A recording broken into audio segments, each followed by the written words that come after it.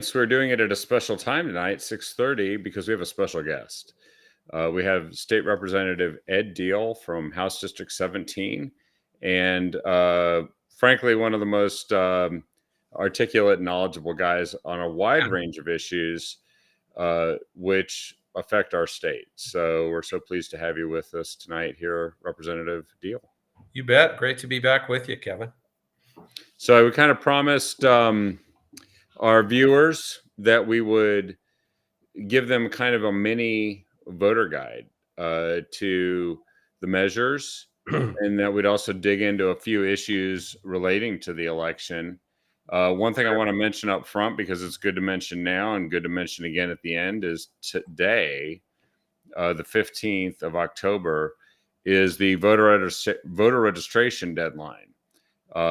If you are not yet registered to vote in this election for some reason, then you need to go do that. And you can go to OregonVotes.gov. That's OregonVotes.gov, and I'll put it in here, .gov.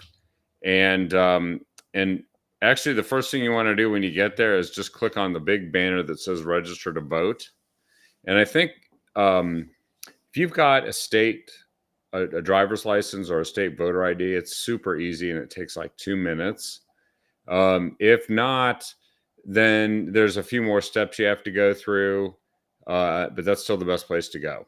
So please do that by midnight. And if you haven't updated your address, if you've moved recently, or if you've gotten married and your name's changed, that kind of stuff you can actually do all the way till 8 p.m. on election night and still get a ballot and vote it. But it's probably a good idea to get it done sooner versus later, because ballots are not forwarded. So you will not receive a ballot, even though you can still update that information between now and election evening. And ballots get mailed tomorrow. So people will start receiving them Thursday, Friday, Saturday, etc. Anyway, that little commercial for voter registration. And registering to vote is so easy in Oregon, even non-citizens can do it. That's right. In large numbers. I believe at last count it was 1,500 something. That's just, we don't really even know, Kevin. No, that's what they had to admit, right? Yeah, we don't know. We're an attestation state. You check the box that says you're a citizen, and nobody checks. Nobody checks. The one thing they should check, they don't. There's no other profound criteria besides that. I know. And the DMV was checking some registrants, the ones that went through their process, but we already found out that process wasn't working. Yeah. Well, why don't we start out with that here and just talk through it, because a lot of folks don't know the details of what happened. There was an article a couple days ago Nigel Jaquist did on the Department of Transportation's DMV services. They did a candid 7-page self-evaluation acknowledging the mistakes that caused the agency to improperly register 1,561 non-citizens to vote. However, there was also that report that the governor, Tina Kotek, saw, and then immediately last week decided to suspend automatic voter registration through the DMV, which, I was out knocking doors in Eugene just the other day, and there was a gentleman who said his daughter had just gotten her license. She's 16, so she couldn't vote yet. He said that they generally opted out, which you have, so you get automatically registered unless you opt out. That's how it works in this state. But then I encountered another gentleman who said he had just moved here 2 weeks ago, and he said, but he was going to go get his driver's license done, and that should take care of it. And I said, actually, maybe not. You might want to double down on that one. And we told him where the Lane County elections office was, to get it sorted, because that's actually, because they registered non-citizens, they're penalizing citizens who just are the only Right. intended beneficiaries of automatic voter registration. Yeah, it's really sad that they had no real checks and balances to make sure that they had a really solid process. It just baffles me that the Secretary of State wasn't auditing the DMV process. I and what's even more frustrating is, I've been asking these questions. I've only been in there for 2 years now. I've been asking these questions. Some of my colleagues have been asking these questions a lot longer than me, and they were told, "Oh, everything's fine. Everything's fine." They told Rep Wallen that. They told Rep Scharf that everything's fine. Well, they actually called you names, right? Like, by Yeah, the way, how dare you undermine yeah. people's confidence in our election system by even suggesting that this could be the In case? fact, if you suggest it, we're going to monitor your social media, record that, and track it. By the way, I have a bill for that to prevent that Oh, from happening. So we'll see if that works. But yeah, because yeah, they were legislatively, very, I'd say, indignant about the whole thing. And then you discover this and realize they had no controls. It's embarrassing. But the problem is bigger than this 1,500 votes or 1,500 ballots, whatever it is. when it's systematic, when they can't prove that they have a system that doesn't reproduce this result, Yeah. then without a voter roll wide audit. That's what it will take, really, because the majority of voters in Oregon did not go through the DMV motor voter process. I think over 2.5 million have just gone through the regular process. And again, we're an attestation state. You check the box on the form, either electronically or on paper, and we assume you're a citizen. There's no, if you walk into the secretary or the clerk's office today and register to vote, they are not checking your citizenship. I think that would surprise a lot of people that that's not the case, but it is not the case. Well, it goes further than that because at the federal level, something interesting was going on. At the federal level, there was a bill in Congress that called the SAVE Act, and it was Yes. and it actually passed the House of Mhm. Representatives, and it was meant to simply give teeth to this notion that only citizens would be allowed to vote.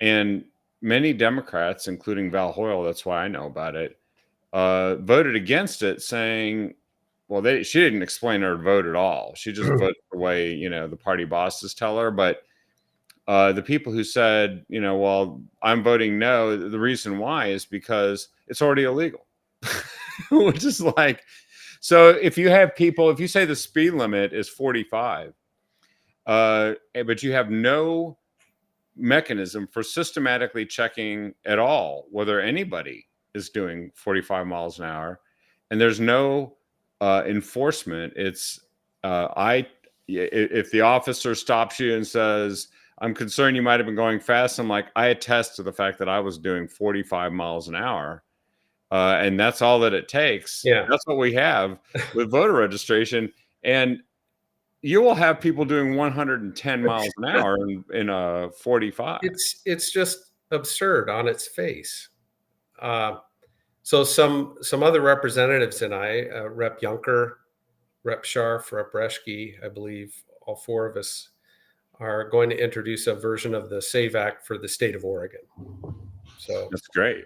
we'll see where that goes. But yeah, we know we have a problem. We know that there's no standard set of tools that the clerks have to automate the process of checking for for citizenship. The tool set that they use, you'd think they would have tools just similar to what employers have. E-Verify. They don't have access to E-Verify. Yeah, in fact, they've got laws and they've got regulations that say you can't even ask that question. No, you can't. So it's willful ignorance. It's like see no evil, hear no evil, Yeah. and And I don't know the history of this. I'm sure at one time we all agreed that this was okay, but that was before we had, in a period of 3.5 years, 16, maybe 20 million people cross our border. Uh, it, things are way different now. This is a real serious issue that I expect to get resolved quickly. Well, and if it doesn't, then I think you take it to the voters, right? You have to take the Yeah. current lousy voter rolls and you put this as a ballot initiative on the ballot, and you say, good, we're going to ask the voters if they think citizens should be the only ones voting, and we're going to do it with voter rolls that might have people Mhm. who are not citizens on it. Right. That sounds like Oregon. I'm not sure that that anyone ever agreed that this is a good idea the way it was being done, but it was simply done anyway without listening to or having a balanced debate about checks and balances and Yeah. audit. Yeah. Which I remember watching it year after year, and it seemed like every year, there was another set of laws and election rules that were put into place that sort of made it looser and looser and looser. I remember when online voter registration first came along, and what could go wrong with that? Well, I don't know. Let's Right. look at all the IT projects the state runs and completely screws up to the point that they waste hundreds of millions of Well, dollars and have breaches. and people, I think most people are aware now, but last year, the DMV had a data breach, the Move It IT data breach. 3.5 million Oregonians had their identities stolen. Their Yeah. full name, their address, their driver's license number, the last 4 digits of their social security number. A few thousand of them had their digital signature stolen. So you have all the information you need to go in and wreak havoc with voter registration just through that data breach. And they knew that this was a problem. I don't think this is a Yeah. mystery. They didn't have to have somebody hack the system to know that they had problems, because these are the same people that, because of a computer system, could not dispense unemployment benefits for the better part Yes. of 2 years in the middle of a crisis, because they were using systems that were so old that they had to go and get programmers who had retired more than 10 years ago to come out of retirement to fix the code. The code is, nobody uses the code anymore. Well, that's right. You know all about code and stuff Yeah. too. I didn't just in a past life I was immersed in that. I think it was some form of COBOL or something, and they just it's spaghetti code. It's like it's like watching one of these movies, a dystopia where they have this 56 Packard that this guy just keeps Yeah. running, and it's got like duct tape and dental floss and chewing gum, keeping it like jumping jalopy. Well, That's what they got. We have to be willing to make those investments to update those systems. And I don't know the history of it, but clearly those investments weren't made. Well, this after action report by DMV in paragraph 3 on the first page says IT system change at DMV. On July 6, 2020, DMV launched the second half of a major information technology transformation, rolling out the driver's system following the new vehicle system going live in 2019. And they replaced a mainframe green screen legacy system where the staff manually keyed in all input data with a modern user interface. I mean, I just read this and I'm just like, this just reads like somebody was just like, they're not in the 21st century. No one does that. Yeah. I don't know what to say. It's classic. But I do want to say one thing, because people say this are like, it's just hopeless to vote. And it's like, no, it's not. No, that's the tough part about talking about this stuff right before the election. Yeah. The thing we have to remember, we can overwhelm them with votes. How many thousands of Oregonians, conservative Oregonians, didn't vote in the last election? That's right. We lost the House, the Oregon House, by 4,267 votes. 4,267 votes. Some of these districts we lost by just around 200 votes. We have the votes. We have the votes to win a majority in the House if people turn out to vote. Yeah, and vote down your ballot. You know, don't just say Yeah. I voted at the top of the ballot and I'm calling it good and I don't know who these other people are. Right. But you know, these other people on that ballot, those are the people that actually decide what happens in your everyday lives. You know, That's right. we found that out during COVID, right? Yeah, you got it. You got it. So I hope people are not disillusioned. That's the fear I have is they hear this and they go, it doesn't make any sense to vote. No, your vote absolutely does matter. There's enough of us here to I fully, if we do the right things, we're going to pick up seats in the House. That's what I'm working very hard on every day, to make sure that we're doing the right things to get some more representation in the House, and that takes all of us. If you haven't volunteered yet to knock on doors or make phone calls, if you haven't written a check to a candidate yet, do it. Even if it's a small check, do it. Every bit matters, and we're down to the wire right now. Yeah, this is like we spent a lot of time in these elections kind of building up the little machine. Every candidate is a little machine kind of hurtling towards the end point. And some of the bigger races, they're like, you know, jet fighters. I mean, they're Yeah, consuming a lot of resources, but they're taking on big fights. And in all of them, none of them can do what they do without fuel. right. Because actually, people say, well, there's so much money in politics. Well, actually, compared to a $25 trillion economy, it's really not that much money that's going into politics. It's dwarfed any day of the week by what's spent on advertising Yeah, soap. It is nothing compared to what's spent on getting people to choose one pickup truck over another. It is nothing compared to what we see being spent every day, to convince people that they should bank with one bank or another. The budgets that are spent are 10 to 20 times the size of what's yeah, spent on politics.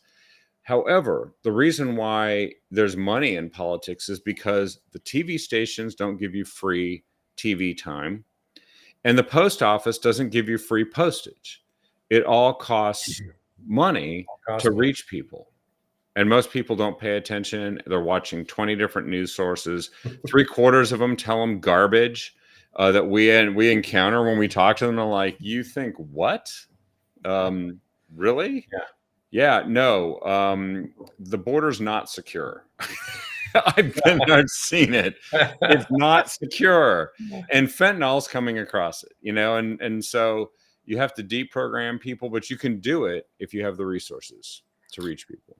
I see a comment there. 40 million Christians didn't vote. I don't know the hard number. That's probably right, but 30 to 40% of Christians did not vote. It's unbelievable.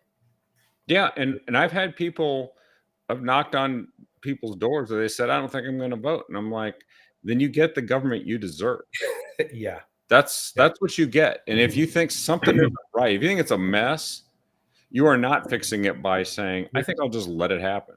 And if you don't think it's worth a few $1,000,000 to defeat a ballot measure that would increase taxes annually, I think it's $6.8 billion every year. It's worth a few $1,000,000 to fight that. It's worth writing a check to help fight outrageous things like that coming down. Well, that's a good segue. Thank you for that segue, because we should pop into the measures now, because one of the things about the measures and the one that you're referring to is if people think it doesn't matter whether that tax passes or not, regardless of how harebrained the idea that they have of what they want to do with the money, do you buy groceries, or do you just not eat? Or do you just grow your own food someplace? Because that's a microscopic fraction of the population at this point. So if you go to a grocery store who operates on margins less than 3%, for sure, then you're going to care whether this passes or not, because you're simply going to pay that. That's all that's going to happen. And you're talking about Measure 118, which would be a 3% sales tax or gross receipts tax on all Oregon businesses making over 25 million in sales. And every single Oregonian will pay that. Yep. And it's a 3% tax when they harvest the lumber, when they sell the lumber, when it's put into your home. So it's a cumulative tax. It's a tax on a tax. And I think the revenue office figured it was a 1.5 to 2% increase in costs for Oregonians. And yes, you're going to get a check in the form of like a universal basic income check out of it. But what's it worth? I think it's making businesses in Oregon less competitive. It's going to drive more businesses out of the state, and it just raises the level of zero. It's like people complain about inflation right now. Why do we have inflation? Well, we printed money. We printed bucket loads of money and we handed it to people. Yeah. What do you think handing free money to every Oregonian will do? It's going to have an inflationary effect. And we kept doing it when the economy, frankly, didn't need it. Yeah. We if everyone wants to say, well, we had to do something during COVID in 2020, yes. And by the end of 2020, the economy was roaring back and recovering out of that whole thing. Yeah. And they kept printing money for 3 years. They're still doing it. And Measure 118 is right. They have a lot of money behind it. Most of the money supporting 118 has come from, at least during the initiative process, was out of state. 95% of the money came from California and New York. Most of that money from one guy in California. So we have one guy. So it's just another social experiment being run in Oregon. And the texts, somebody's been getting some 118 texts here. I was going to look at one that a friend of mine received, but they're so deceptive. They're marketing this thing as if it was here. Voting yes on 118 means yearly rebates, but it's a tax cut for you and small businesses that the Governor Kotek doesn't want you to have. A tax cut. They're calling it a tax cut. Yeah. Yes. But it goes to people who don't pay any taxes. Yeah. Yeah. And so Measure 118, unions are opposed, businesses are opposed, Democrat legislators are opposed, Republican legislators are opposed. The governor is opposed. There's very few things that bring us all together. Measure 118 has brought us all together in opposition. So I hope people just vote no. I do. And I think that the reason why this is still a concern is because what people see when they are reached with all this advertising that we were just talking about, when somebody's got, endless buckets of money to pour into a bad idea. Yeah. And like I was saying to you the other day, and Monique Despain said this once in a speech, so I kind of latched onto it, is Oregon must have a kick me sign on its back, because other places like New York, like Measure 110 was a Soros-based New York group that thought it was a great idea. Let's tell them that we're going to give them recovery of stuff funded by Canada. Line to the voters. Yeah. And then we'll pay for it. Yeah. And then those fools will be our experiment, and we'll see how it goes. Yeah, we'll see how it goes. I don't have to deal with the outcome. We'll let Oregon deal with it. We're a cheap state to run a social experiment on. And we're sometimes suckers. So this advertising reaches people. In fact, in the voters pamphlet I just posted this here, Measure 118 is being sold as free money. Mm-hmm. To people who might unfortunately believe that money is somehow free after the last few years of endless printing, not realizing that the more they printed money, the less you could afford to buy with that money. But here's what they say: pay yourself first. Don't leave $1,600 on the table. Do what's right for you and your family.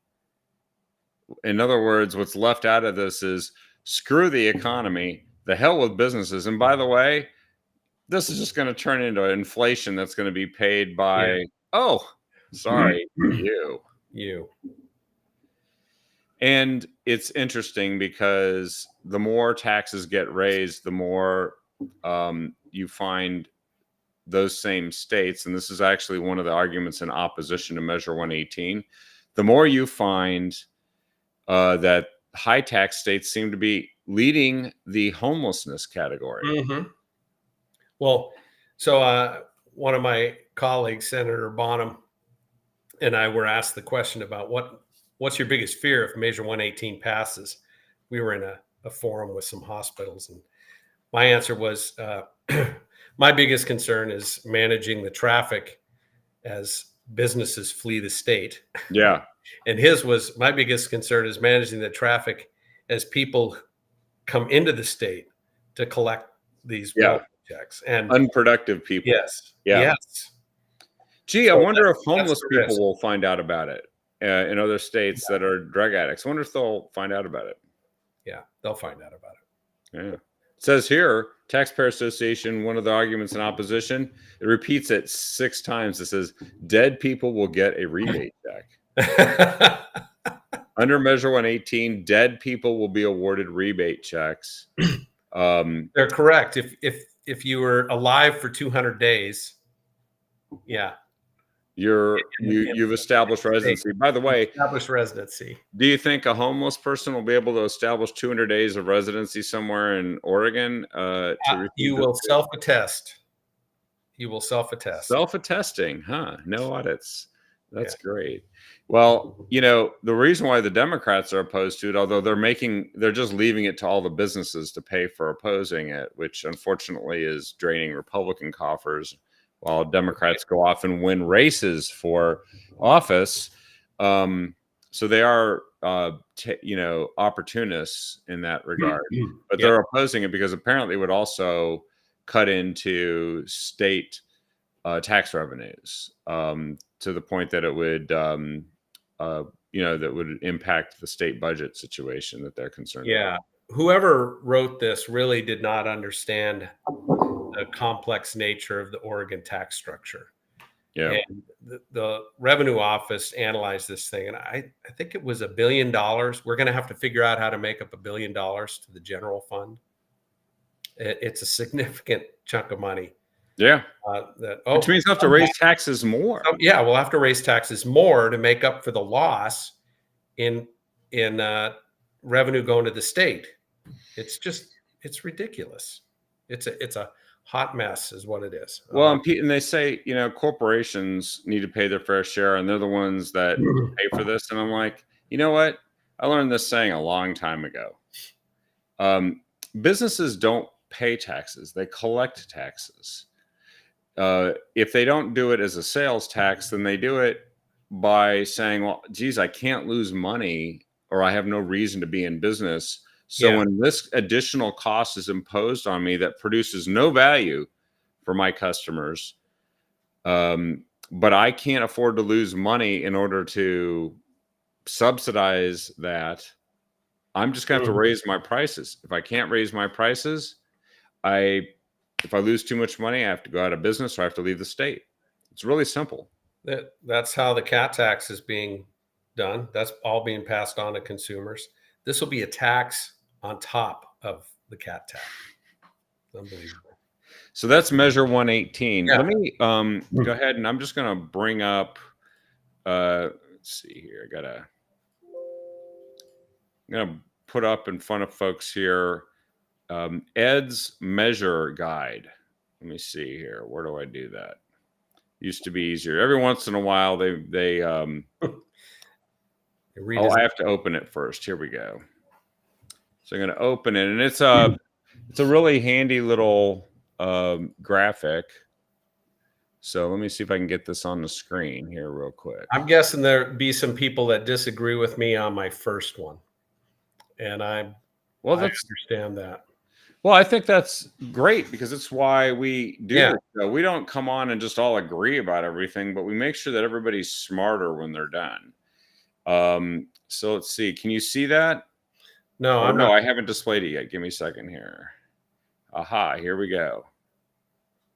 There you are. There it is. So there's Ed's Measure Guide. So we just talked about Measure 118, and that's a no. Let's take it from the top and let's start with the Sure. controversial one there you were mentioning.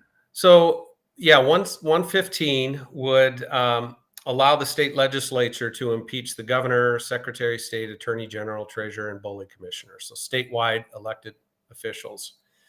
And it would require a 2/3 majority in the House to impeach and 2/3 in the Senate to convict. The reason I'm okay with this, I mean, we're the only state that doesn't have this authority granted to the legislature. 49 states have it. 49 states have it. It's a 2/3 majority requirement. That's a huge bar. So I think it's a perfectly good thing for us to have. It provides us a check on statewide officials that are not doing their job or that are corrupt. You know, It's a higher bar than the federal impeachment, by the way. it's a very high bar. I mean, Yeah. that would be 40, 40 majority in the House of 60. Yeah. 20 out of 30 in the Senate. That's a big number. The people that I've talked to that are recommending a no, they're worried about the abuse of impeachment, and that's a legitimate concern. I mean, we've seen it abused nationally. I just think that the risk is really low on this one, and if we have some conservatives are recommending a no, but I'll tell you, if we have 40 Democrats in the House and 20 in the Senate, we've got bigger issues to worry about than this. So I'm recommending a yes on that 115. I am too. I know that some people might not have long memories about stuff, but I vividly remember what happened in 2014 with so there was a gubernatorial election. It was Dennis Richardson, the late Dennis Richardson, state representative, who later became the Secretary of State in 2016. But in 2014, he was running against John Kitzhaber. John Kitzhaber was running for his 4th term, non-consecutive. It was his 2nd consecutive term, but he had been in the 90s, the governor, 90s and early 2000s. And then, as usually happens with a lot of this stuff, it comes out after the election in full, the controversy that he had, where he was trying to, his girlfriend was a lobbyist, and the first girlfriend, or whatever they call her, and he tried to get some emails buried that were going to make it obvious that this was happening, that he was actually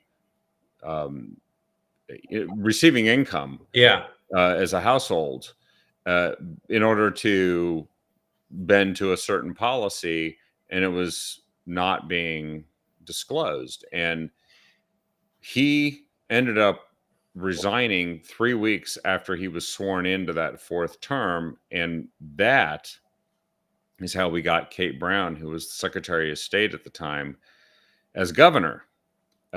She later ran for election in 2016, and as we know, also again in 2018.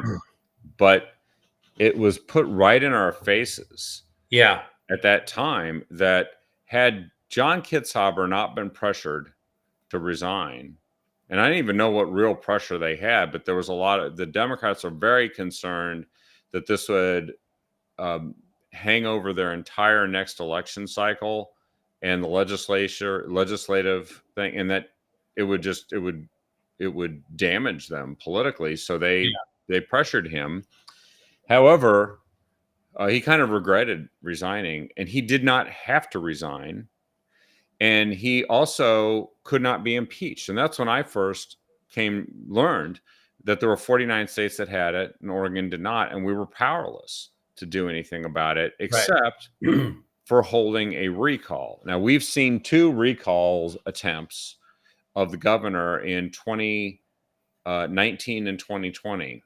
The 2021 came close, but it's a gargantuan effort. It costs It's enormous time sums of money. consuming and expensive. Yeah.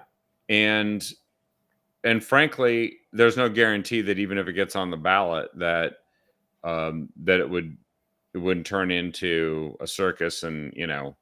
it'd be millions of dollars spent in the media, and we'd have to wait until the petition signature gathering took place, and then it gets on the ballot, and the vote takes place. We'd have to wait for all of that, which means that there's no rapid way for somebody who's fundamentally corrupt to be removed from office. If they're doing tremendous damage to the state, there's actually nothing you can do quickly. Yeah. Yep. So I think it's a good idea. You're hitting on all the reasons why I would support it. I've seen some comments, is this a Democrat measure that could backfire? I believe it was a referral and it had bipartisan support. And I think I think it's just low risk of backfiring. There you have an example that the pressure that Kitzhaber faced was coming from his own party, from leadership in the Senate and leadership in the House. Yeah. And if he wouldn't have resigned, they would have brought impeachment, I would imagine. They would have tried to pass it. Yeah. Now the problem there is that you would have still had to put that on the ballot and Yeah. pass it, but it probably would have incentivized it, and it would have hung over the whole thing. But what's interesting at the time was that this story was broken by Nigel Jaquist, and there was a whistleblower, and they went after the whistleblower. The administration tried to go after that guy, and it really would have frozen up the government for a long time. But back then an actual measure was a proposed law was brought forward. A referral was brought forward. Jody, trying to remember her name, she was a state representative back then. She's kind of gone into the lobbyist world now. Jody Hack. Yes. So Jody Hack was the chief sponsor of that. She brought it forward along with a package of other transparency and accountability measures to government, because by the way, you can lie to state government.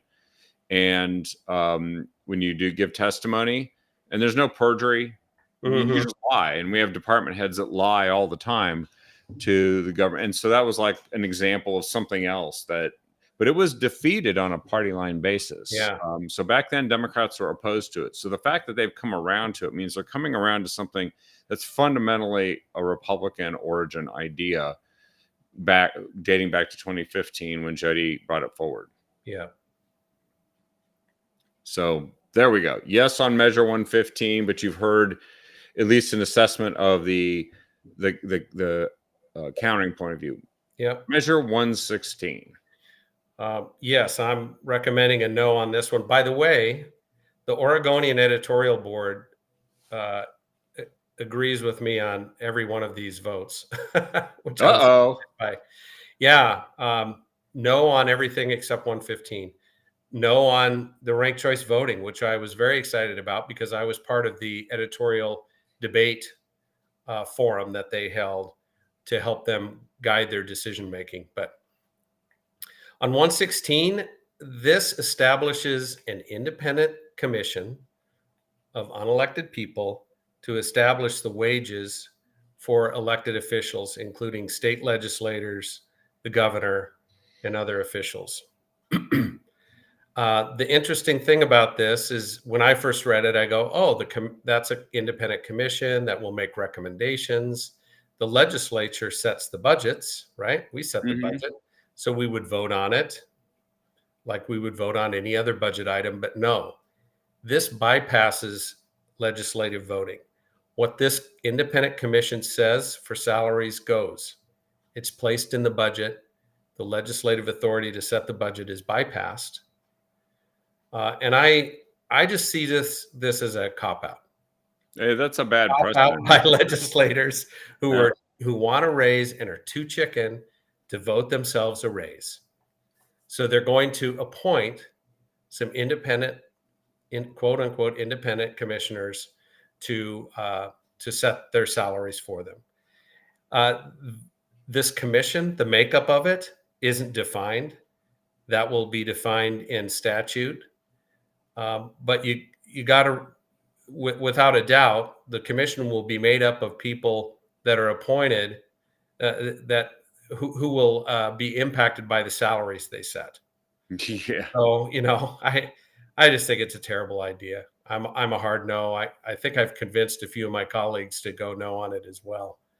So, Well, and it's a pity because if there were a real solution or a real public debate about this, I happen to think that the attorney general position in particular is grossly underpaid because I've tried to recruit people to run for attorney general, and you usually go and try yeah, to Republicans, we try to go and find um, people who have served as prosecutors, as district attorneys, assistant district attorneys, people with experience at enforcing the law who actually want to enforce the law, yeah, the kind that we want. And those folks, even assistant district attorneys, have to take a significant pay cut to go and be an attorney. Attorney general pays like 70 something thousand a year. It's terrible because you might say, well, that sounds like a good amount of money. Not if you can literally do any other job as a lawyer and make 2 to 3 times that. A typical assistant district attorney in a large county in Oregon makes somewhere on the order of $250,000 a year. So And that's what the people that we want to run for those things make. And then, of course, private practice, you can make even more. So I agree with you. Some of these positions do deserve more money. So let's have a discussion. Let's vote on it. Let's be accountable to our constituents when we do so, and not go this cop-out approach. I agree, because that what I just described on the merits, I think you could find a bipartisan consensus Oh, on heck that yeah, and sign it you into would. law. The example, I think your attorney general one is a great example. I've used the treasurer as an example. They're responsible for billions of dollars of state funds, and I think we pay them under $100,000 a year. Yeah, if you And want you, somebody who actually yeah, manages money and makes yeah, money at doing it. yeah, yeah. So that's a good one. I don't. Shamia Fagan didn't deserve a larger salary. She deserved what she got, but she decided she had to take that. The salary was so bad Had that to she had take to a side job. side job, but she just picked LaModa to do it. And that, Oh, man. the rest is history. But if you want somebody who is of professional caliber, who's actually been in business and done the kind of work that you'd want, for instance, audits to be done right, well, then you'd want somebody from maybe a major auditing firm who actually knows how to do this stuff. Well, Right. they don't make $77,000 a year Yeah. doing that. So anyway, and I think that, like you said, we can have a debate in the legislature. Yeah. It's paying the legislature more is that's like the self-dealing thing that really gets. The other thing that concerns me with this one, and then we can move on. We're a citizen legislature by design. Our legislators come from working in their communities. They go and serve on a part-time basis. They go back to their communities. So there's always that connection. And I think that's vital. I think that's what we want. What I'm concerned about is if you take this and you jack up to make the legislative salaries a full-time or more than full-time salary equivalent, we're going to end up with a permanent legislative class that is disconnected from the people that they serve. And I'm just opposed to that. Yeah. So, and I say that knowing I'm working way harder than I'm getting paid. Yeah. But I did it. I made a conscious decision to do that. So anyway, yeah, I don't want a permanent legislative class. I don't want a year-round legislature, but I guarantee that's what will come out of it if we do this. Yeah, and you'll end up also with the dreaded career politician thing where I'm saying it a fancy way. Yes, yeah, career politician. yeah, career politicians, and you also end up with people that think that because they're being paid and they keep winning, that their job is to make more laws, when actually maybe your job is to get rid of some. Yeah. Or stop making them, you Right. know? Yep.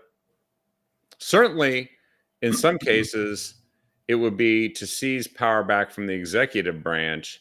And yet, sometimes that symbiosis between the executive branch and the legislative branch has also been a problem. Like, Mhm. career politicians love that stuff, right? Yeah. We need people who live under the laws that they make. Well, good. That's a good one. So, measure 117. 17. Well, you and I have talked a lot about this one. I am a hard no on that. I've been doing a number of debates and forums around the state on this. I've got one with Braver Angels tomorrow. That'll be a virtual one that people. I posted on my social media and in my email how you can register for that event. And then I did one debate in Multnomah County. I did the one with the Oregonian. It was part of a panel. They made, I think, the right decision and are recommending a no vote on it. And then I also just recently did a debate panel with Willamette Week. Their editorial board has not made a decision yet, to my knowledge. So we'll see where that goes. But some other things that have come up since you and I talked on that one, Kevin, is the more and more money has been dumped into this thing. Well over $4 million. $4 million. $4 million. And in the debates, they always say this is a grassroots effort. And I'm saying, okay, then you tell me where all this money's coming from.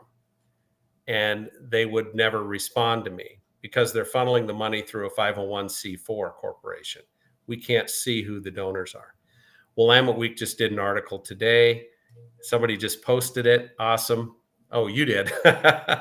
Yeah, cash pours in. And they admitted in that article, the proponents said, yeah, the money's coming from out of state. So we have millions of dollars coming in from out of state to pass this. I think that we're putting up the fight is grassroots. Our side is a grassroots side in opposition to this thing. And I Yes. think they're worried about that. That's why they're continuing to dump more money in it. They've got this big mailer campaign and text campaign going on. And Kevin, you have called this the Measure 110 of elections reform. Yeah. You've been sharing that, and people get it. People get it.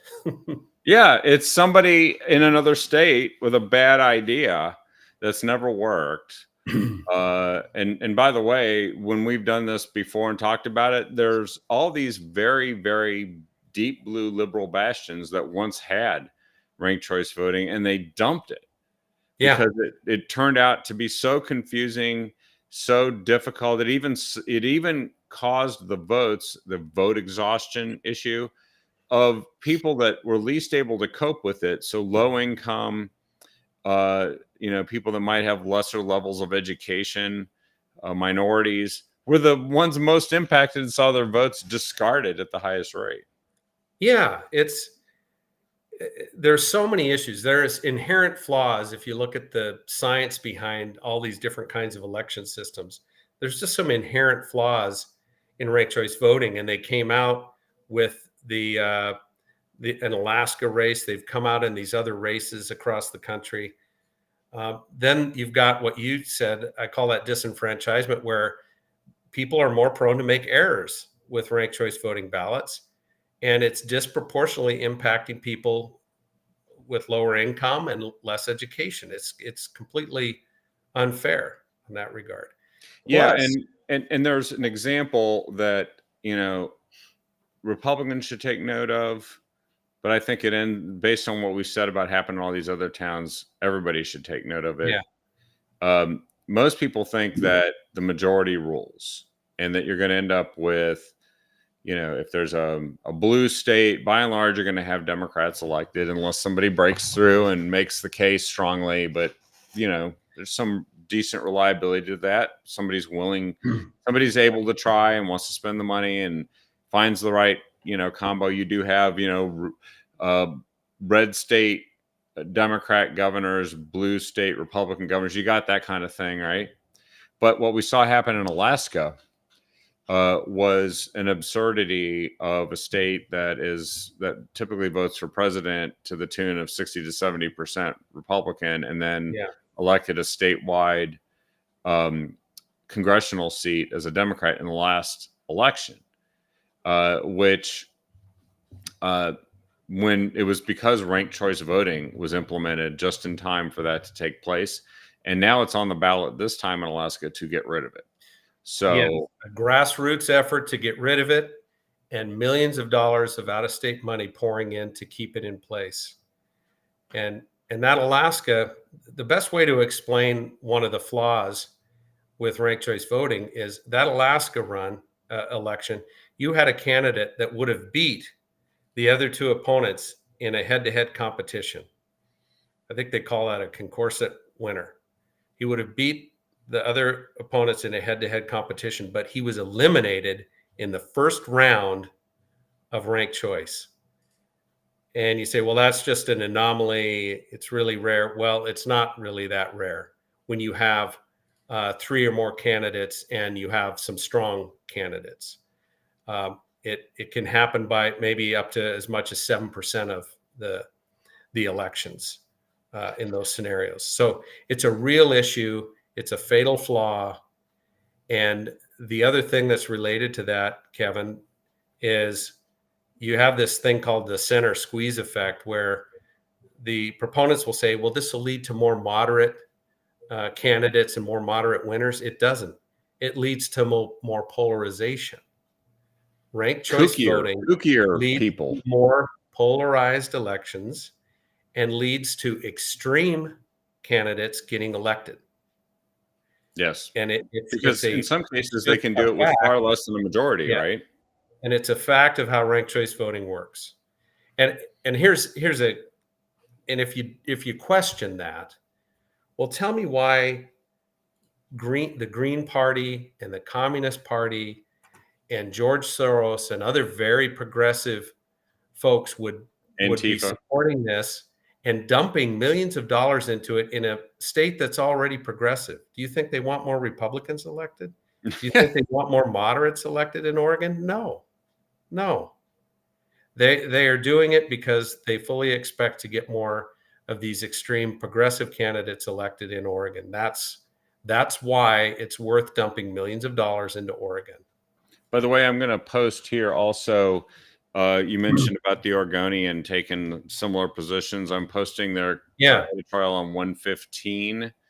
They agreed with you on. They have one of their pages has a summary of, I think, of all their votes. They do, yeah. Great. And then 116 I just posted, vote no, they said, on the legislature's accountability dodge. 117 I've already posted what they said. 118 they have also come out against, and so far you know this is something when the Oregonian is lining up with a conservative on the same way. I'll tell you, I'd never gone through the process before with them until this 117 editorial panel. And I was very impressed with their questions.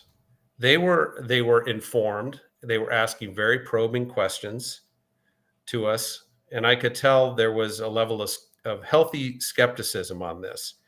And you read their editorials and they're pretty thoughtful.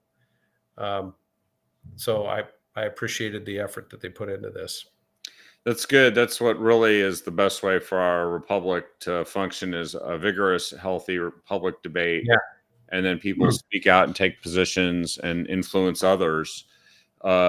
We can see when it's been missing, and Measure 110 is a great example of how that debate was missing, and we got a super duper stinker. Now, Measure 119, I have to admit, this is the one I don't know much about. And a lot of people might say, who cares? I'll just vote for it. But this one, why don't you give a little intro there, and I'll also put what the Oregonian did, which agreed with you. So I have not I haven't dug into this one as much as the others, but what I can tell you is on its face, uh, I'm opposed to it simply because it requires businesses to remain neutral if a party comes in to try and unionize their workforce. I think that's denying the business their free speech rights. As a former business owner or current business owner, I think I have a right to speak up and voice my opinion on a unionization effort.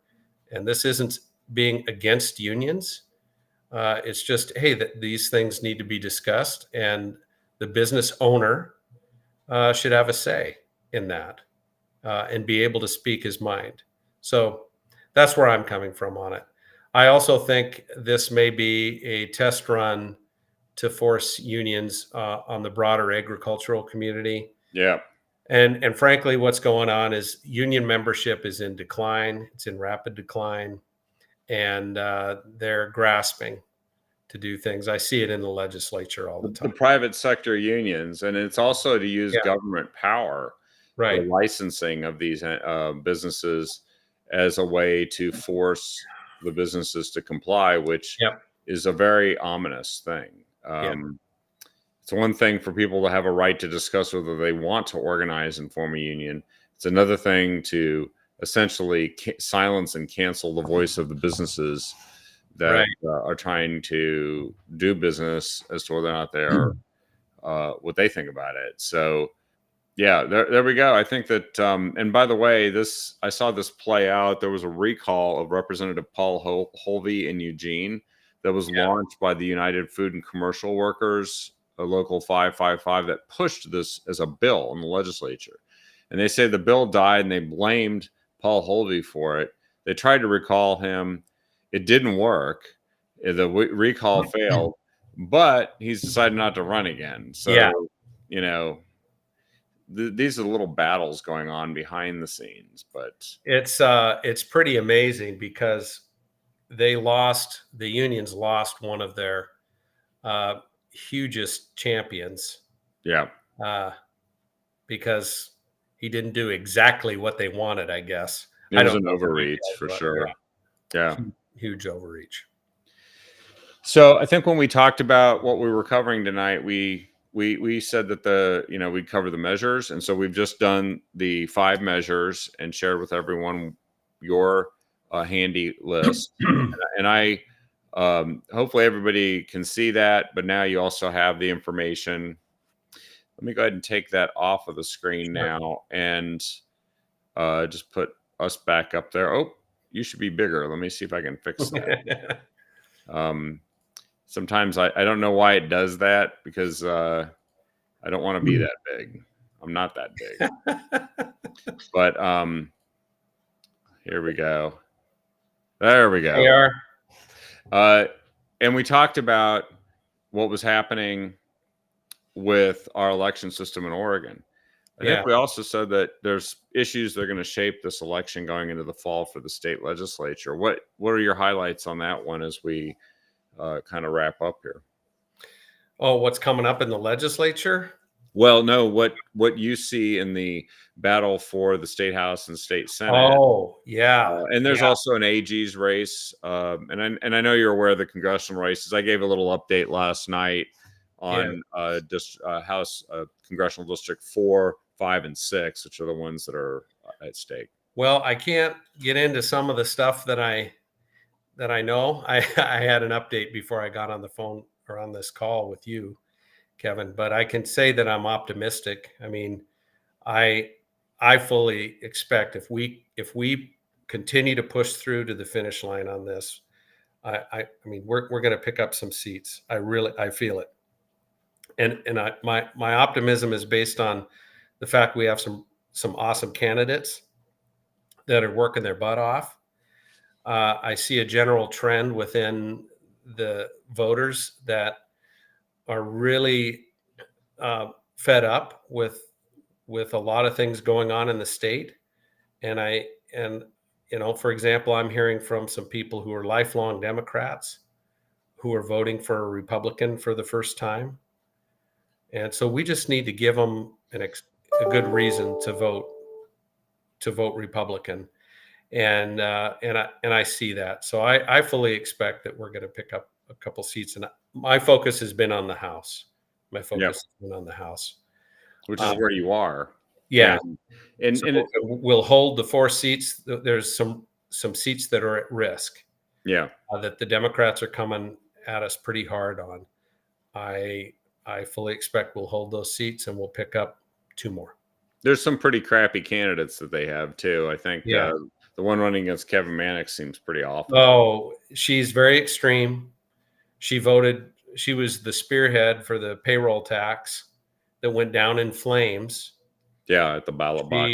She voted to reduce the police presence and divert some of those funds toward DEI, I think. She voted against a low-income housing program because it would have required people to drive to downtown instead of walk. She's just got a lot of, she's taken some really bad decisions on the city council. So I don't think she'll survive. So it's time for her to pay a price for that. But of course, you got to do things like support Kevin Mannix and make sure that he has the resources to get the word out. He needs the resources to get the word out. Tracy Kramer needs help. Leader Jeff Helfrich needs help. Leader Cyrus Javity needs help. Those are the 4 races that are, I'd say, are at risk. But again, they're doing all the right things. They're doing all the right things. And well, and there was I'm sure you probably heard about this story, but there's a lot at stake and there's a lot still going haywire in our state. And the one thing that really caught my attention just the other day was this crazy story that the head of the Oregon Forest Fire, oh my gosh, yeah, has been suspended because some woman filed a complaint against him saying he was using merit, the ability to do the job, instead of somebody's race or gender identity to decide whether to hire them. You just can't make this up. Yeah, they hired a DEI director that was absolutely toxic, and chastised them, yes, for using merit to promote. But Kevin, this is, you're reading about it in the Department of Forestry. This is in every agency, and people are being promoted that don't know how to do their job. And I've heard it from some folks on the inside. You'll elevate somebody to be in charge of finances for a certain area, and they don't know how to read the financial reports. It's really it's going to get worse before it gets better, and that's why I've been promoting. I'm for abolishing all of these DEI positions. It approaches about $100 million a year we spend on DEI. That doesn't count. That's just state agencies. Okay. Wow. And a lot of positions aren't even filled. So it's a lot of money. And it's just producing a toxic environment. We've got people working hard workers in these agencies. They just can't wait to get out. And the good people are going to leave. That's the other thing, is that this stuff actually causes really good people who just want to do their job. Yeah. And have other people that will do the job working with them to leave. I mean, if this, and we have serious issues with forest fires in this state, and this is what they're doing. This is their focus. It's unbelievable. It's unbelievable. And we have to, I feel nationally, people are finally waking up. A lot of these corporations are dumping their programs entirely. We have to keep the pressure on in Oregon to dump it. I think it needs more attention than it gets by legislators. Some legislators are just not comfortable speaking out about it. I feel compelled to speak out about it. It's awful. I think that it starts somewhere and it grows, and maybe Yeah. this type of a story, because people die in forest fires. Yeah. People lose everything in forest fires, and and our we breathe the smoke. And there's so many things that are wrong with how we're handling our forests and mismanaging them, but we don't need this in addition. Yeah. So, well, anyway, Yeah. um, thank you so much. Lori is right there. Lori's correct. Yeah. I've seen many times when a good employee is pushed out and DEI staff remain when they're nowhere capable to. Yeah, so it's worse than just adding somebody who can't do their job. You're forcing out people that can do the job, and you're left with incompetence, deadly incompetence in some cases. Mhm. And we have, but look, let's remember that this is part of the backlash. We need to make sure people know that this stuff really happens. It's not a fantasy. And you said $100 million. You're talking some real money at the Yeah, state it's level. it's real. It's real money. It's real money, and it's going to create toxic work environments. It's diverting people from their main objective. What's the mission of this agency?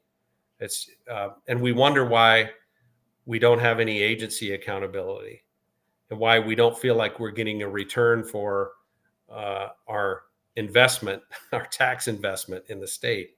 Yep. And this is why. This is why. Yeah. Well, we can also elect really good Republicans and keep the ones that we Yeah. have and start to change this, because it's very possible to change the direction here and to send a strong message.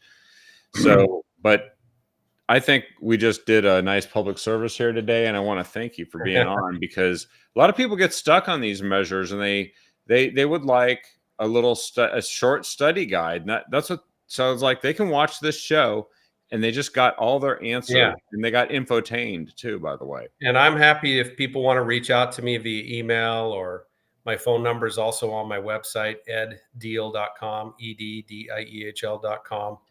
You can also find my links to follow me on social media. But yeah, I'm happy to answer any questions people have. And I've been doing meet and greets. I call them ballots and brews. Ballots and brews. Yeah. Ballots and brews. Go in and talk about these measures, plus candidates, and people have been really appreciative of it, because it is a lot to take on, and some of these are really complicated ballot measures. There are, and you have to do a lot of reading, and you can still sit down and read it all and say, I don't know, I still don't know. I know.